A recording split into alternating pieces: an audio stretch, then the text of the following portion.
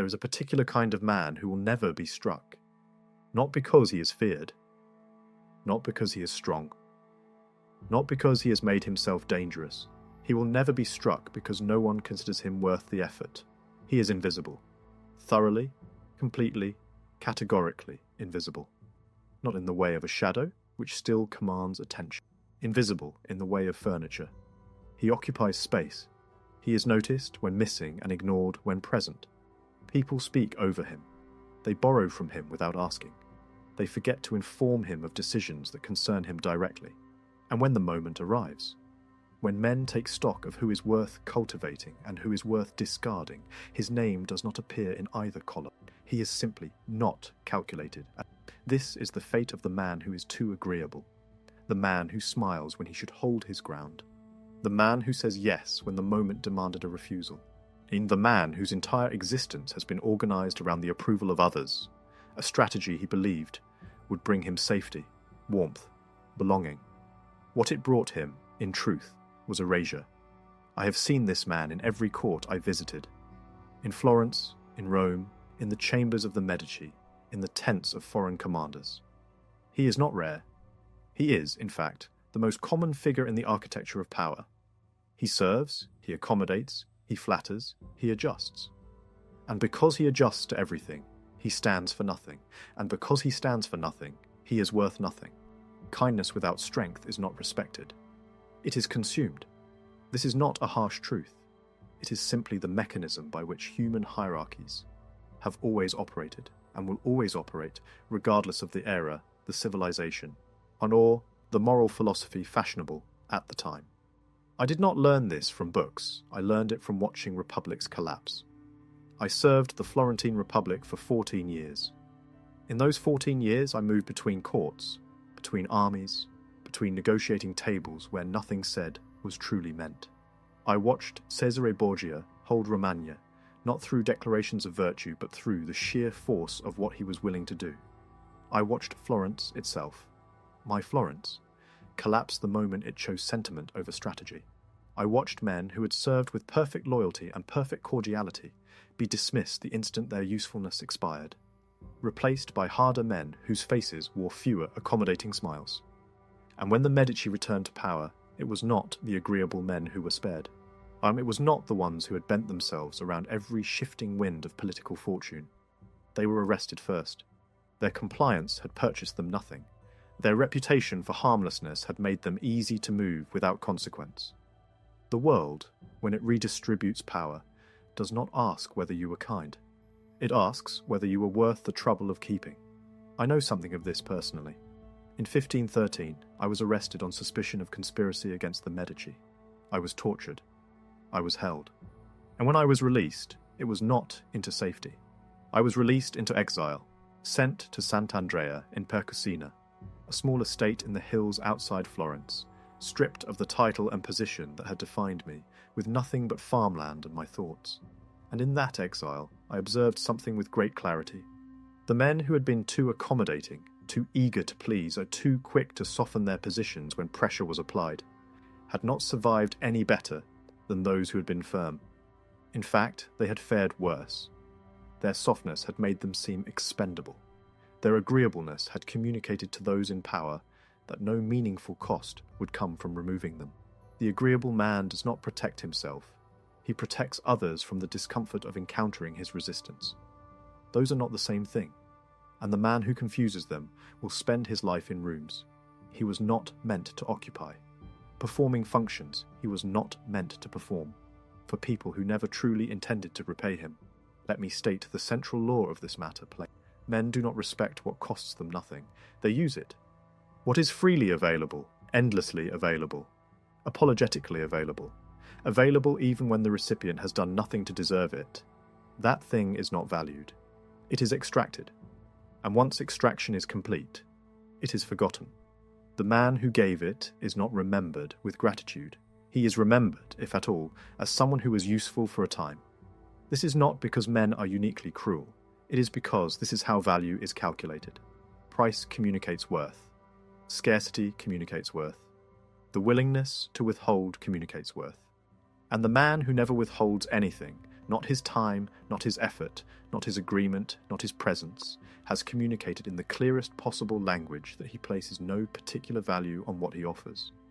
Why then would anyone else place a higher value on it than he does himself? And I observed this operating in the courts of the Italian states with remarkable consistency. A prince who dispensed favours freely, who granted audiences to anyone who requested, who made himself accessible and agreeable at every hour. That prince was not admired for his generosity.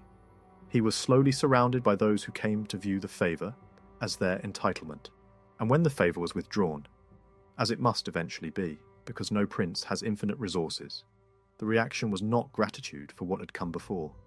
The reaction was resentment at the interruption of what had been expected. The prince who had been too generous was not praised when giving. He was despised when stopping. This dynamic does not confine itself to princes. It operates with the same precision in every human arrangement. I'm the colleague who is always available, always willing to absorb additional burdens, always saying yes to requests that fall outside his designated responsibilities. That colleague is not secretly admired for his sacrifice. He is quietly categorized as someone who can absorb more. His capacity for accommodation becomes the very justification for placing greater demands upon him. The accommodation itself is taken as evidence that no harm is being done. This is the invisible tax levied against the agreeable man. The more he absorbs, the more he is expected to absorb. The less he resists, the less his resistance is anticipated. And eventually, the possibility of his resistance is not even considered, because it has not occurred in so long that others have ceased to plan around it. He has made himself, through endless compliance, entirely predictable, and predictable men are managed, not respected. There is a crucial distinction which the agreeable man has never properly drawn, and it is this: the difference between kindness and submission. These are not the same impulse wearing different names. They are fundamentally opposed in their nature, their expression, and their consequences. Kindness proceeds from strength. It is a choice made by a person who could withhold and has decided not to. A man who possesses the capacity to refuse, who has made his preferences clear, who has established what he will and will not permit. When that man is generous, the recipient understands instinctively that they have received something. A choice was made. A door that could have remained closed was opened. This recognition produces gratitude, or at minimum, acknowledgement. Submission proceeds from fear. It is not a choice. It is a capitulation to the anticipated consequences of refusal. The submissive man does not give freely. He gives to avoid the discomfort of the alternative. He says yes, not because he wishes to be generous, but because the word no has come to represent danger, of conflict, of disapproval, of lost affection. He has learned to experience his own limits as threats to his relationships, and so he has abolished them. And in abolishing them, he has abolished the very quality that would have made his generosity meaningful. When a man without limits gives you something, he has not given you a gift. He has told you, very clearly, that he is incapable of protecting what is his. The same hands that cannot hold their own possessions cannot hold yours. In Florence, I watched this operate with precise regularity. The advisor who never contradicted was not trusted with important counsel. He was trusted with comfortable counsel, the kind required when a decision had already been made, and what was needed was a voice to ratify it. His agreement was recruited, not earned. He was useful precisely because he would not introduce friction. And because he would not introduce friction, he was never consulted in the moments that actually mattered, in the moments when a different voice might have changed the outcome. The prince turned to harder men for those conversations, men who might push back, men whose eventual agreement meant something because their initial resistance was real. The agreeable man was permitted to be present at the celebrations. He was absent from the decisions. See, this is the pattern that repeats across every court, every institution, every human gathering of any kind. Those who make decisions seek counsel from those whose opposition they respect. They seek comfort from those who will never oppose them. And comfort, though pleasant, does not advance anyone to the seat where the real work is done. Now, consider what it is that the agreeable man actually fears. It is not conflict precisely. It is the dissolution of the particular arrangement he has constructed, built on being liked, on being seen as harmless, on being the person no one has a reason to move against. He has chosen this arrangement because it has appeared, for some time, to be the safest one available. If he never offends anyone, no one will attack him. If he never refuses anyone, no one will resent him. If he is always present and always accommodating, he will become necessary, and necessity will protect him.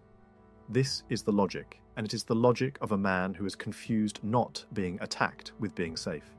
The man who is not attacked because he has made himself unthreatening has not secured himself. He has simply made the calculation easy for those who might otherwise harm him. He has established that he will not resist, that he will not retaliate, that whatever is taken from him will be surrendered without penalty. This does not make him safe. It makes him the path of least resistance.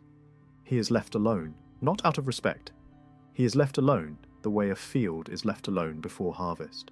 I observed this in the negotiations I conducted on behalf of Florence. When I sat across from envoys who had been instructed to yield at every confrontation, who softened their language at the first sign of pressure, who treated every concession as a gesture of good faith, the result was invariable. The other party did not reciprocate the good faith. They advanced.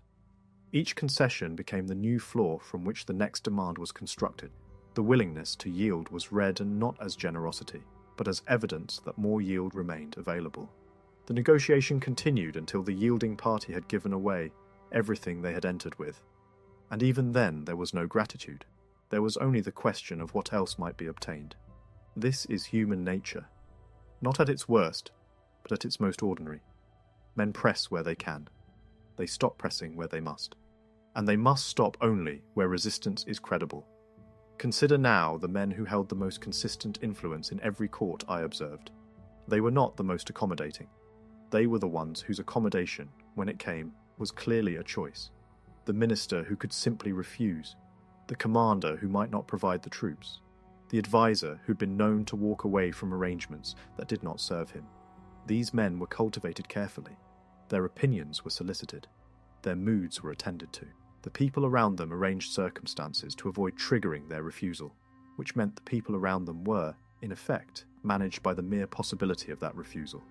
The restraint they had established was itself an instrument of influence, more powerful than any amount of agreeable behaviour could produce.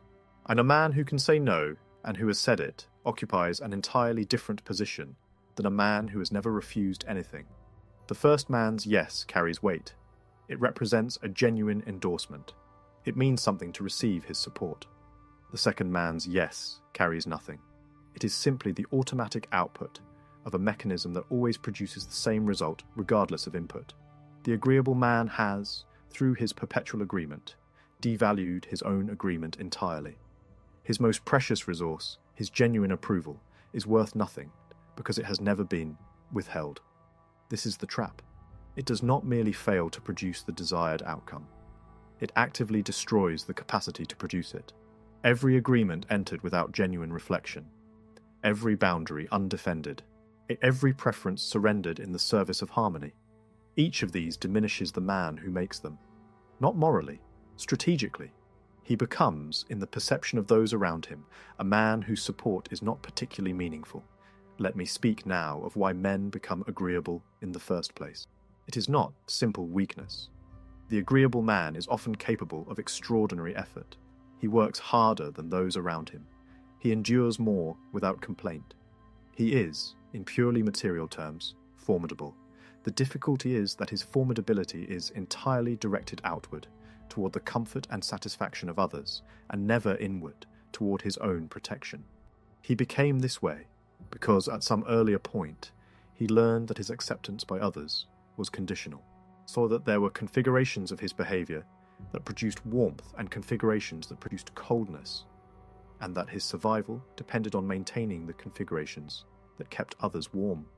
He learned this lesson so thoroughly that it ceased to be a strategy and became a reflex.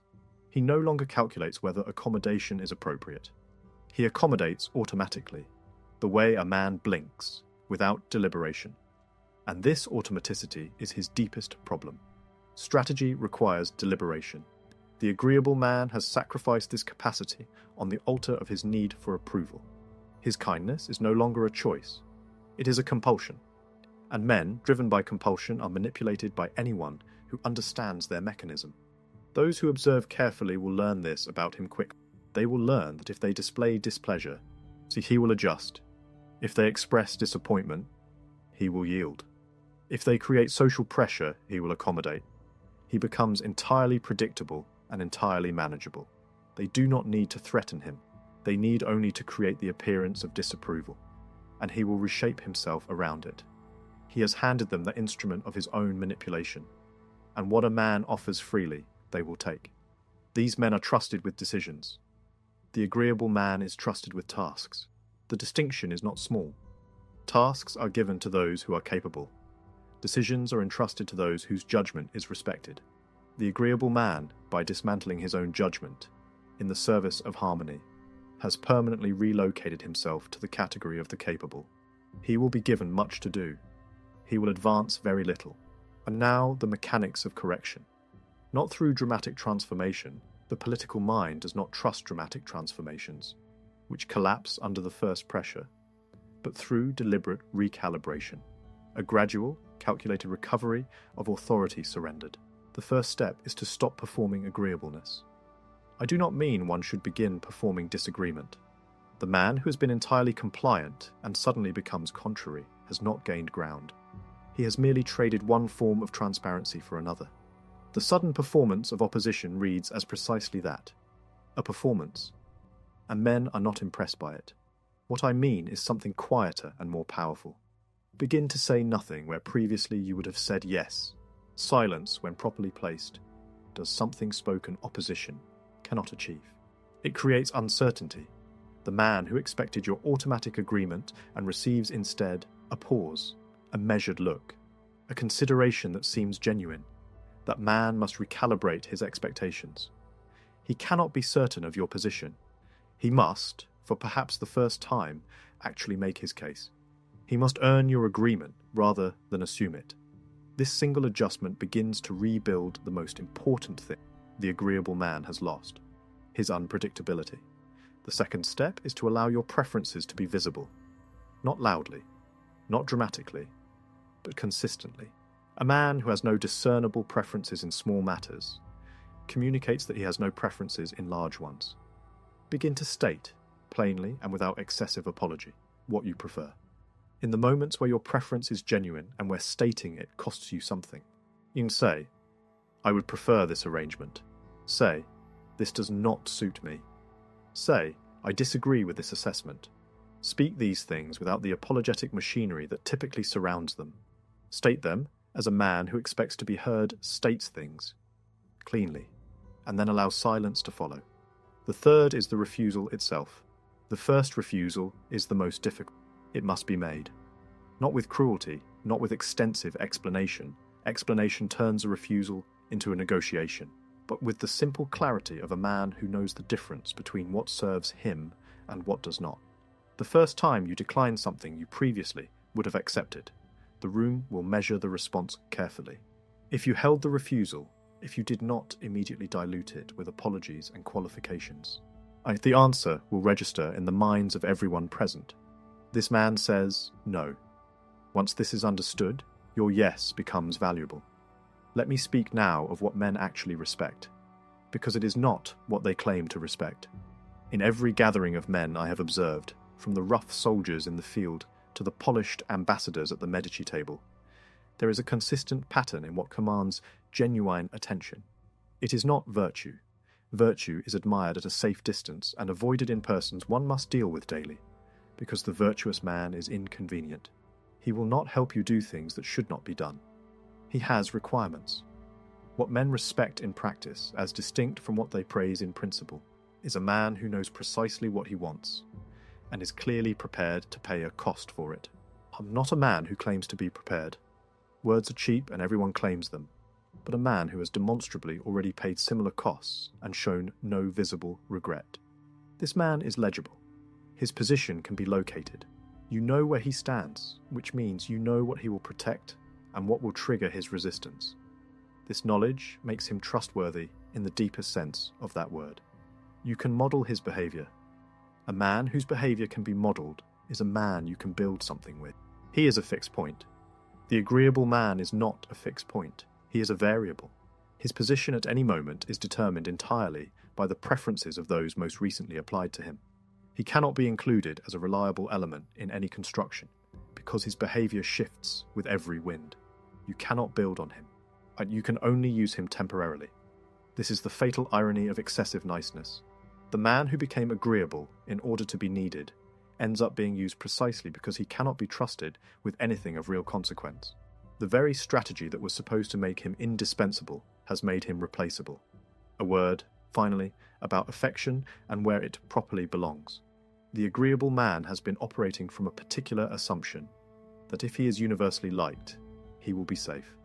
That affection is armor. This assumption, I have observed, is among the most reliably costly beliefs a man can carry into the world. Affection is volatile. It responds to fortune. When your circumstances are favorable, when you are useful and pleasant and your cooperation reliable, affection flows toward you. When your circumstances change, when you must refuse, when you become temporarily inconvenient, the affection adjusts accordingly. It was never for you specifically. It was for the arrangement you represented. Respect is different. Respect is not pleasant the way affection is pleasant. It does not produce the warm sensation of being liked. It produces something colder and far more durable. The knowledge that the man across from you has calculated your position and found it formidable enough to account for. Men do not lose respect easily. They may dislike you, find you inconvenient, prefer to deal with someone else. But the knowledge that you are a man with a position, with preferences, with limits, is not easily erased from their calculation. They will carry it forward. They will be careful around you. And when they need something that only you can provide, they will come to you properly because they have learned there is no other way. Affection purchased through agreeableness expires without notice. Respect earned through substance compounds over time. The man who chooses affection may, for some years, be the more popular figure. He will be invited everywhere. He will be praised warmly, and none of it will accumulate into anything. None of it will convert into influence, into real support when real support is needed, into the loyalty that does not dissolve when circumstances become uncomfortable. The man who has chosen respect may be described as proud, or difficult, or demanding. But when things grow serious, when the calculations that actually govern outcomes must be made, he will be in the room. His voice will matter, and those who dismissed him as difficult will be grateful. In those moments, that he has not simply agreed with them all along. Respect always comes before affection. In courts, in commerce, in every lasting arrangement between human beings. You may have the affection first and hold it for some time, but it will not endure without the foundation of respect beneath it. Build first with what is durable. The warmth, if it is real, will follow. Remember this. Visibility is not a gift that others give you. It is a condition you create or fail to create through the nature of what you represent. The agreeable man is invisible not because others have chosen to overlook him. He is invisible because he has made himself into something that can be overlooked without cost. He has removed the consequences of ignoring him. Every man I ever observed who held meaningful position in meaningful affairs shared a single characteristic. You could not ignore them. Not because they were loud, not because they were cruel, but because ignoring them had a cost. And that cost was understood. The kindest of them was still the kind who, when they were finished being kind, would be different. Their warmth was real. But it was not mandatory. It was not independent of your behavior toward them. It did not continue regardless of what you did. It was, in the truest sense, a choice, one they made and could unmake. This is the condition you must build toward, not coldness, not the posture of a man who has convinced himself that caring nothing for others is the same as being free, but the condition of a man who has genuine warmth, genuine generosity, genuine capacity for loyalty, and who is also, without apology and without theatre, entirely clear about what he will not permit. That man is not invisible. He is, in fact, the most clearly seen figure in any room he occupies, because around him, quietly, without anyone quite announcing it, the other arrangements organize themselves. A reputation built on pure agreeableness is not a reputation. It is a description of a service. And services, however valuable, are replaced the moment a cheaper alternative presents itself. Build something that cannot be replaced. Build it with what you are genuinely willing to protect, and protect it.